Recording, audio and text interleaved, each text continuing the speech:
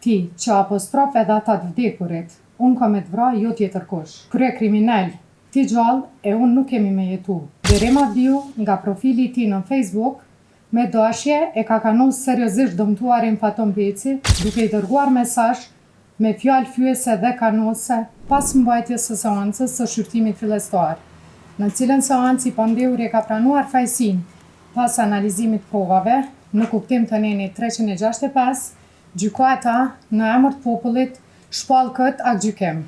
I akuzuari Blerim Avdiu me dënat personale si në shkresat e lëndës, shpallet fajtor për shkak se ekziston dyshim i bazuar mirë se me datë 2 mars 2025, me rastin e një postimi të një fotostorje në Facebook, nga i dëmtuari Faton Peci, si ministër i bujqësisë, pylltarisë dhe zhvillimit rural, lidhur me aktivitetin e tij si ministër i Pandeuri, Blerim Avdiu nga profili i tij në Facebook, me dashje e ka kanus seriozisht dëmtuarin Faton Peci, ministër i bujqësisë, duke i dërguar mesazh me fjalë fyese dhe kanose se kriminal, ti që apostrof edhe ata të vdekurit, unë ka me të vra, jo tjetër kush. Krye kriminal, ti gjallë e unë nuk kemi me jetu. Një po të thamë, qatë ditë se të mërinë Kosovë, as njani nuk kena me kanë këtë jetë. O birë shkine, o birë shkavi, ta dish edhe vorin e nanës. Krye kriminal, mos hara, me 28 maj jam kufi, veç me ardhë me të vra ty, ka me ardhë dije mirë.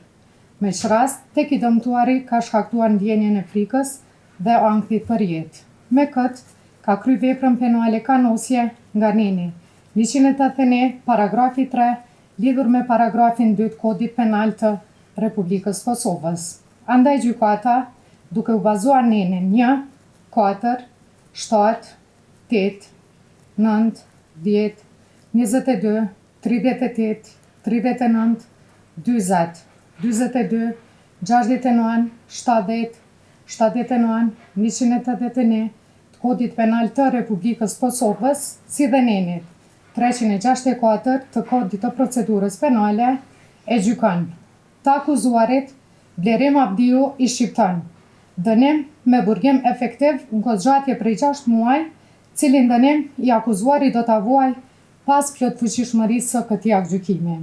Në dënimin me burgim, i llogaritët edhe koha e kaluar në masën e paraburgimit, nga data 14 mars 2025 deri me datë 26 mars 2025, si dhe në masën e arrestit shtëpiak nga data 26 mars 2025 deri me datë 13 prill 2025.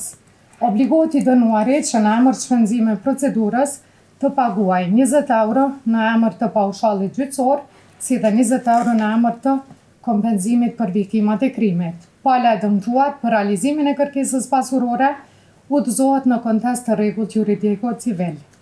Palët, lidhur me arsyetimin e vendimit, do të njoftohen me shkrim brenda afatit ligjor kundër cilit kanë drejt paraqesin ankesë në afat prej 30 ditësh përmes kësaj gjykate për gjykatën e apelit të Kosovës. Ditën e mirë.